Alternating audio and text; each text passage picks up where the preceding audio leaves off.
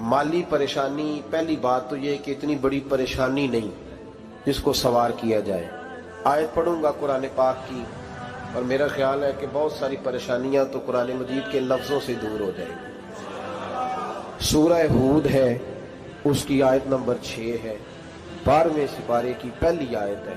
क्या अंदाज है, और मेरे रब का कितना मन मोह लेने वाला और दिल को छू लेने वाला अंदाज है।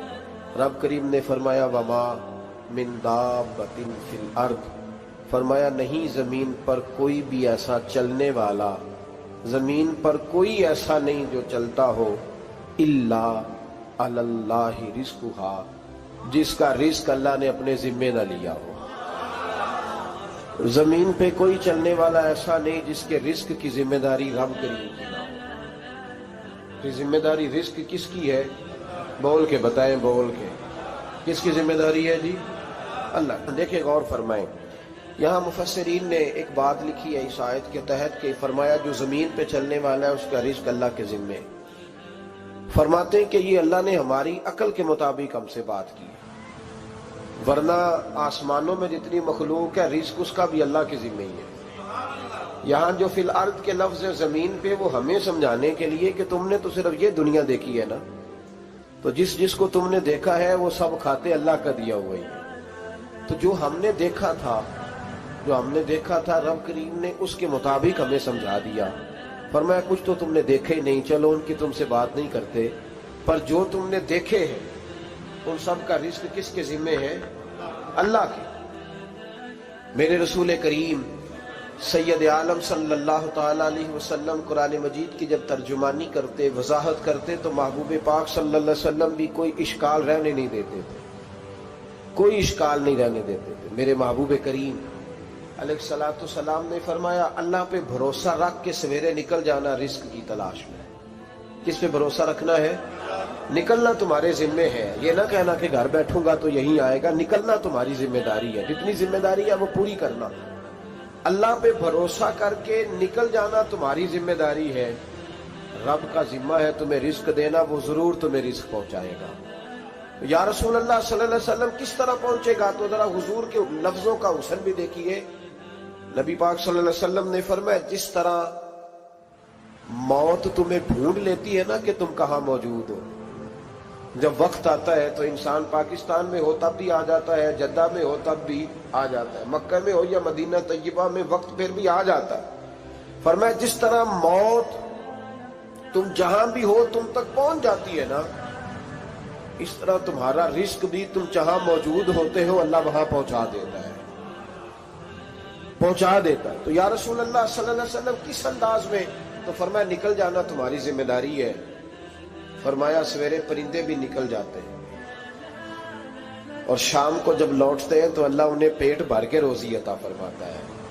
हालांकि उनको नहीं पता होता हमारा कारखाना कहाँ है, हमने कहाँ जाके मजदूरी करनी है। उनको नहीं पता होता कि हमारा दफ्तर कहाँ है, हमने किस ऑफिस में बैठना है। उनको नहीं पता होता कि हमने कहाँ जाके माल खरीदना है और कहाँ से हमने फिर उसको दोबारा बेचना है। उन्हें खबर नहीं होती। अल्लाह पे भरोसा करके निकल जाते हैं। निकलना तो तेरे जिम्मे है कि नहीं? फरमाया वो तू ड्यूटी कर, शाम को अल्लाह जो रब परिंदों को रोजी देता है वो तुझे भी अता फरमाएगा। मैं कहता हूं सोच कितनी कमजोर है उस आदमी की जो कहता है कैसे मिलेगा। कितनी कमजोर सोच है। जो रब बैल को रोजी देता है, बकरी को रोजी देता है, इस जमीन इस धरती पे अगर बसने वाला ऊंट भूखा नहीं सोता, चले ये तो पालतू जानवर होते हैं, इस धरती पर बसने वाली अगर बिल्ली और कुत्ता रोटी खा के सोते हैं तो तू तो अशरफुल मखलूकात है। तूने अपने ज़हन में क्या टेंशन पाल लिया कि नहीं आएगा तो मर जाऊंगा, क्या बनेगा, किस तरह होगा? तू क्यों इतना परेशान हो गया?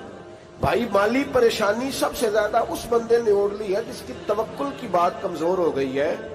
तू सीधी तवज्जो अपने रब करीम की जानिब रख, सीधी तवज्जो अल्लाह की जानिब कर। रब फरमाते हैं जिम्मा तेरा नहीं, जिम्मा मेरा। लेकिन तनख्वाह एक आती है घर में। जब एक बच्चा होता है तो तब भी काम चलता है। जब अल्लाह 2 बच्चे दे दे फिर भी उस तनख्वाह से काम चलता है। जब 3 हो जाए फिर भी चलता है। जब 4 हो जाए, नहीं आप ना भी बोले तो बात तो सही है, बहरहाल काम फिर भी چلے اسی تنخواہ میں سے جب بندہ بڑے بیٹے کی شادی کر کے بہو بیاہ کے لے آئے تو پھر بھی کام چلتا ہے، اور جب اس بیٹے کو اللہ بچے عطا کر دے تو اسی گھر میں، اسی آنگن میں، اسی چھت کے نیچے کام چلتا ہے، تو پھر تو مان جانا کہ چلانے والا تو نہیں، چلانے والا کوئی اور ہے۔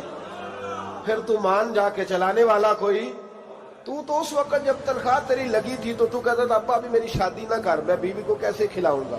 تو وہی شخص ہے جس کی چھت کے نیچے پھر 1.5 درجن پوتے بھی پل رہے اور گزارا ان کا بھی ہو رہا ہے۔ تو رزق کا ذمہ کس کا ہے؟ اللہ کا ذمہ۔ اب ہمیں پتہ ہے پہلی بات تو پریشانی اس لیے اتار دینی چاہیے کہ ذمہ ہمارا ہے ہی نہیں۔ اب دوسری بات یہ کہ ذمہ داری کس کی ہے؟ اللہ حکیم بھی ہے اور علیم بھی ہے، حکیم بھی ہے اور جانتا بھی ہے، اور اسے پتہ بھی ہے کہ دینا کس طرح ہے۔ اب ہم پتہ کیا کہتے ہیں؟ کہتے ہیں وہ جو بندہ پجاروں میں بیٹھا ہے وہاں اسے نہیں بیٹھنا چاہیے، اور میرا حق تھا۔ تجھے زیادہ پتہ ہے کہ اللہ کو؟ بول کے بتا نا، کس کو پتہ زیادہ ہے؟ کیوں جی؟ تو آپ اصل ٹینشن پتہ کب لگتی ہے؟ جب بندے کہتے ہیں نہیں وہ پجاروں میری تھی، میرا حق تھا۔ وہ جب گزرتی ہے نا پاس سے مہران کے تو مہران والا ٹینشن بڑی لیتا ہے، حالانکہ اللہ کو زیادہ پتہ ہے کہ وہ حق۔ ایک بات اپنے ذہن میں یاد رکھ لیں، رٹ لیں کہ جو میرے لیے بہتر تھا میرے رب نے مجھے دے دیا، تو بات ختم ہو گئی۔ بس وصل اچھا ہے نہ فراق اچھا ہے، یار جس حال میں رکھے وہی حال اچھا ہے۔ بس جو میرے حق میں بہتر تھا میرے رب نے مجھے، مسئلہ یہ ہے کہ تو اس پہ راضی ہونے کو تیار نہیں۔ حضرت علی کرم اللہ تعالیٰ وجہ الکریم نے میرے نبی پاک کی ایک حدیث بیان کی ہے، اور جناب علی جب یہ حدیث بیان کیا کرتے تھے تو حضرت مجاہد فرماتے ہیں یوں لگتا تھا کہ جیسے حضرت علی ہمیں ہر پریشانی سے نکال رہے ہیں۔ مولا علی شیر خدا رضی اللہ تعالیٰ عنہ فرماتے ہیں کہ مجھے میرے نبی پاک صلی اللہ علیہ وسلم نے ایک طریقہ دیا تھا ٹینشن فری ہونے کا۔ آپ فرماتے ہیں مجھے تو بڑا راس آیا ہے، تم بھی اگر کر لو گے تو تمہیں بھی فائدہ دے گا۔ کہا وہ کیا؟ حضرت علی کہنے لگے محبوب علیہ السلام نے فرمایا تھا لوگوں تم اللہ کے دیے ہوئے تھوڑے رزق پہ راضی ہو جاؤ، وہ تمہاری تھوڑی عبادت سے تم سے راضی ہو جایا کرو گا۔ بس تم 2 نفل بھی پڑھو گے تو اللہ راضی ہو جائے گا، تم 1 رکوع بھی سویرے اٹھ کے پڑھو گے تو وہ راضی ہو جائے گا، وہ تمہارے 313 درود شریف سے راضی ہو جائے گا، تم اس کے دیے ہوئے تھوڑے رزق سے راضی ہو جاؤ۔ ٹینشن اس لیے ہوتی ہے کہ ہم راضی نہیں جو اس نے ہمیں دیا ہے۔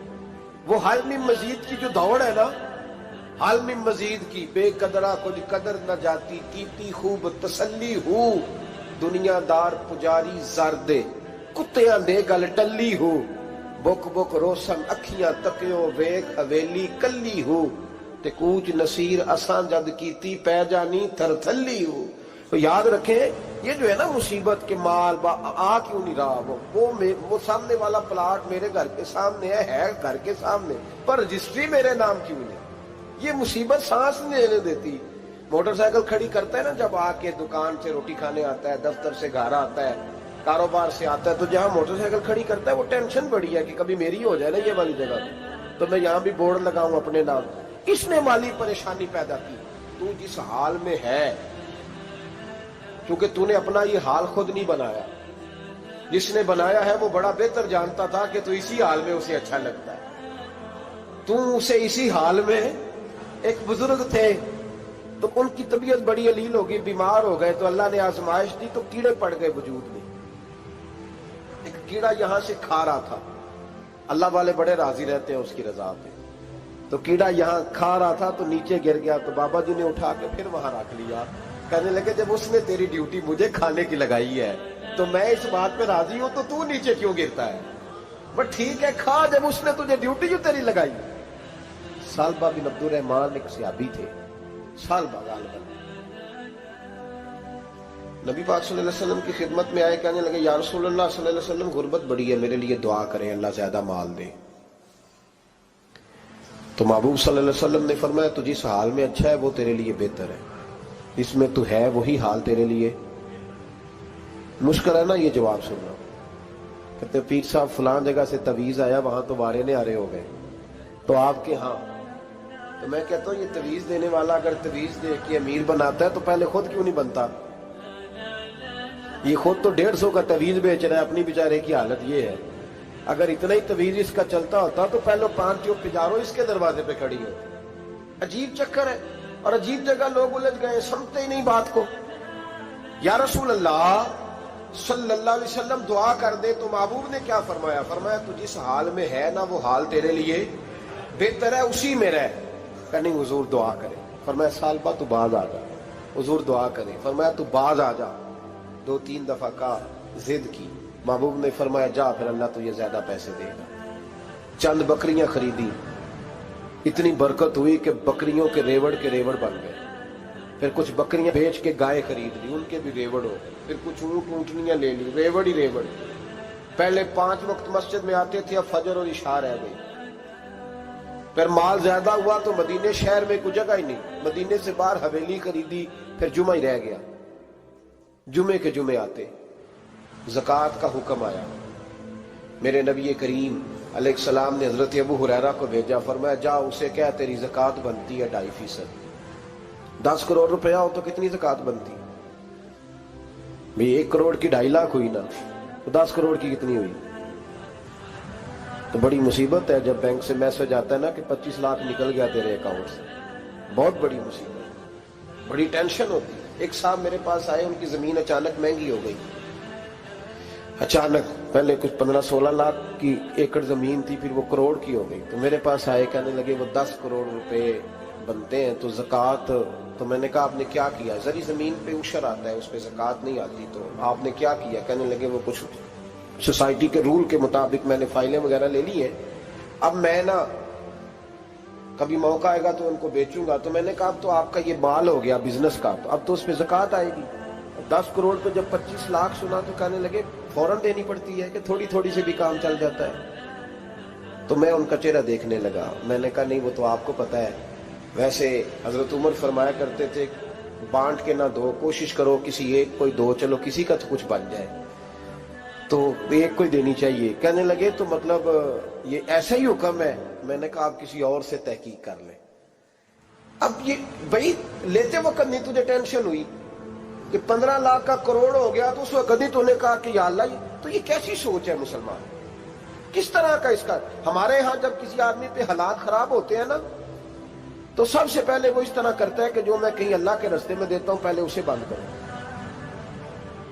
جس رستے تجھے آ رہا تھا پہلے تو نے وہ رستہ بلاک کیا۔ حضرت اسماء بنت ابی بکر صدیق کہتی ہیں میں حضور کو مسجد کے لیے، ادارے کے لیے، صحابہ صفا کے لیے کچھ دے رہی تھی، تو میں نے گننا شروع کیا تو حضور مسکرانے لگے۔ حضور مسکراتے کیوں ہیں؟ تو فرمانے لگی، محبوب فرمانے لگے اسماء اللہ کے رستے میں گن گن کے نہ دیا کر، ورنہ وہ بھی تجھے گن گن کے دے گا، تو اس کے رستے میں بے حساب دے، وہ بھی تجھے بے حساب ہی عطا فرمائے۔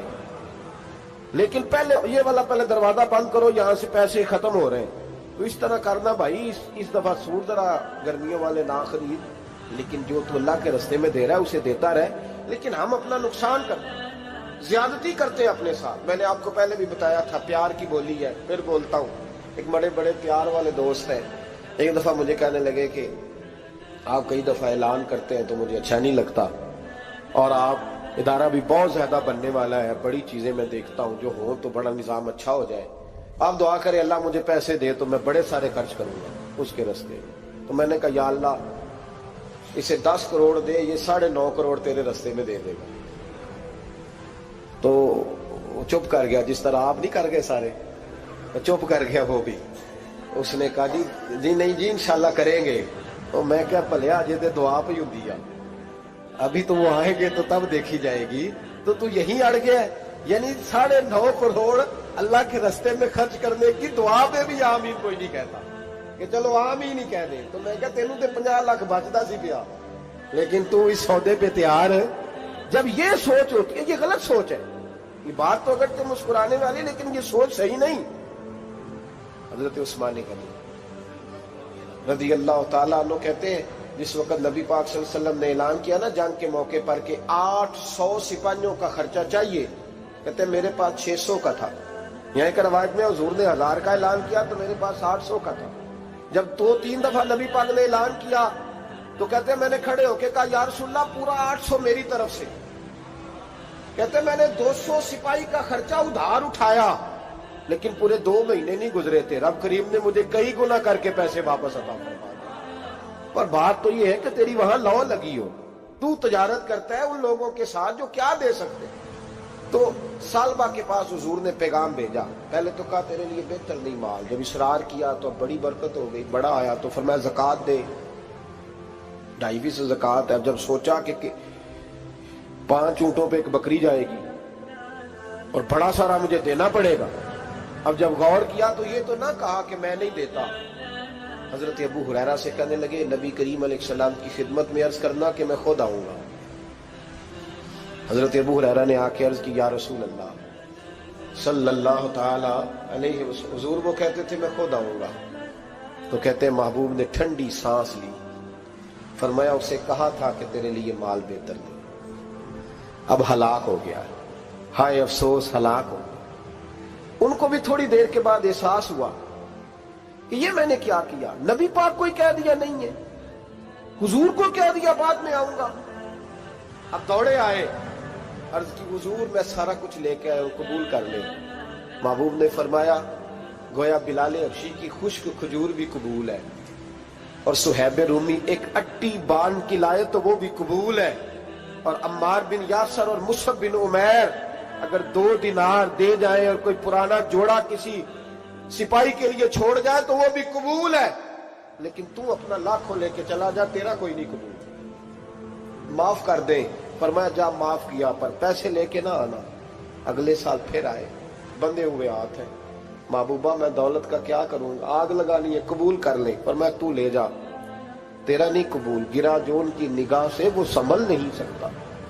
حضور نے وصال ظاہری کیا تو جناب صدیق اکبر کے پاس آئے، لاکھوں کا مال، ابو بکر قبول کر لو، تو جناب صدیق اکبر کہنے لگے اس کا کر لو جس کا نبی نے نہیں کیا، چل جا، کوئی نہیں چاہیے۔ حضرت عمر کے زمانے میں قحط پڑ گیا، بارشیں نہیں ہوتی، غلہ نہیں ملتا، حالات خراب ہے، مالی طور پہ بحران آ گیا، غربتیں، مجبوریاں، تکلیفیں، آ کے روئے، عمر میرا قبول کر لو، مجھے معافی تو مل گئی تھی نا۔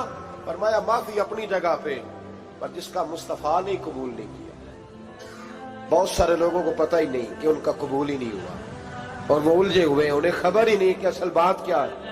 فرمایا جس کا مصطفیٰ کریم نے قبول نہیں کیا، اب ہیرے اور جواہرات بھی لے کے آئے تو بھوکے مریں گے، پر اس کا قبول، اس بات پہ راضی رہو، اس حال میں اللہ نے رکھا ہوا، اس حال میں راضی رہو۔ جو مصیبت ہے نا دیکھنی کہ وہ بھی میرے پاس، تمہیں کیا پتا، کبھی پوچھ تو صحیح اس سے وہ کس مصیبت کا شکار ہے، جو مالی طور پہ بڑا امیر ہے، تو اس کی طرف دیکھ کے اپنا دل برا کرتا ہے۔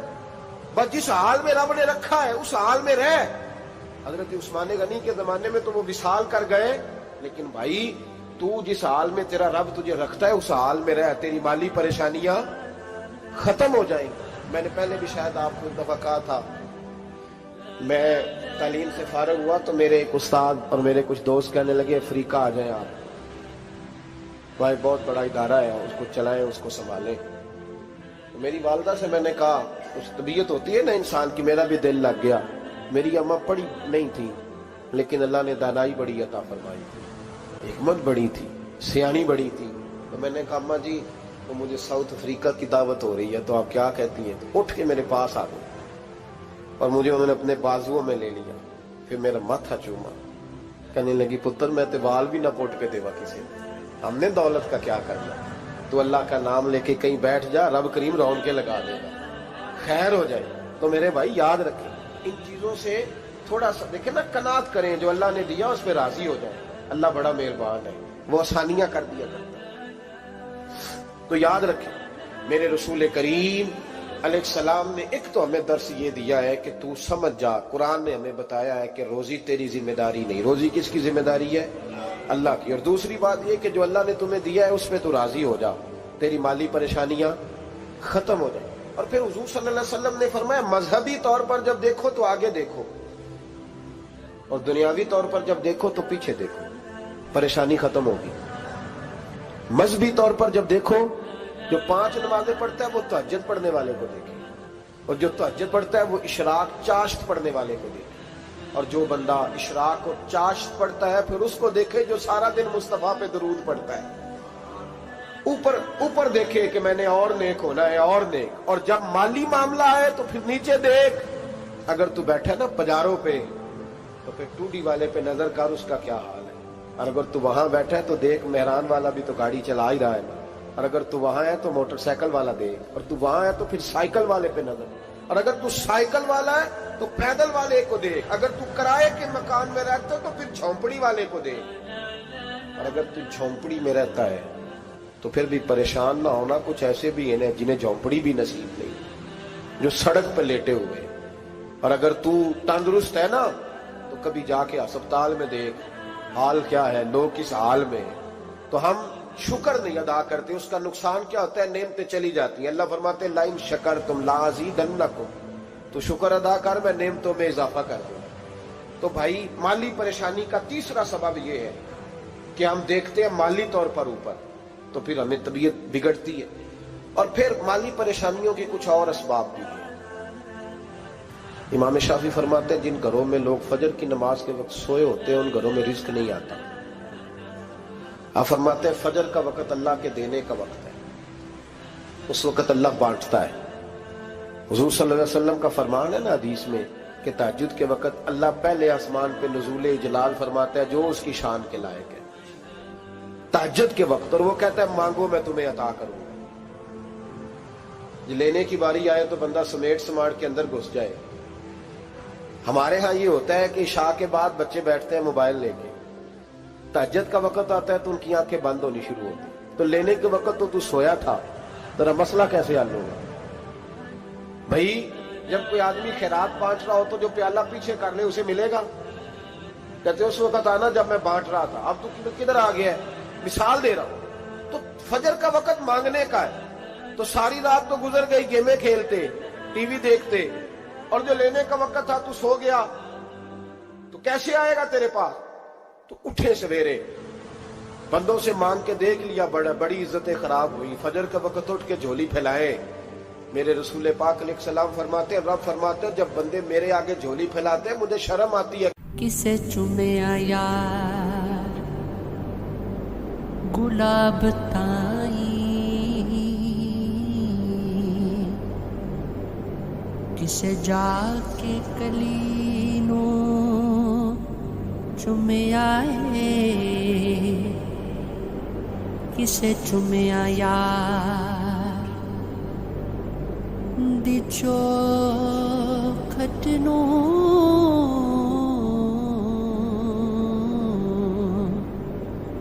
किसे जाके गली नू चुमे आए, किसे चुमिया हाकिमे वो सताई,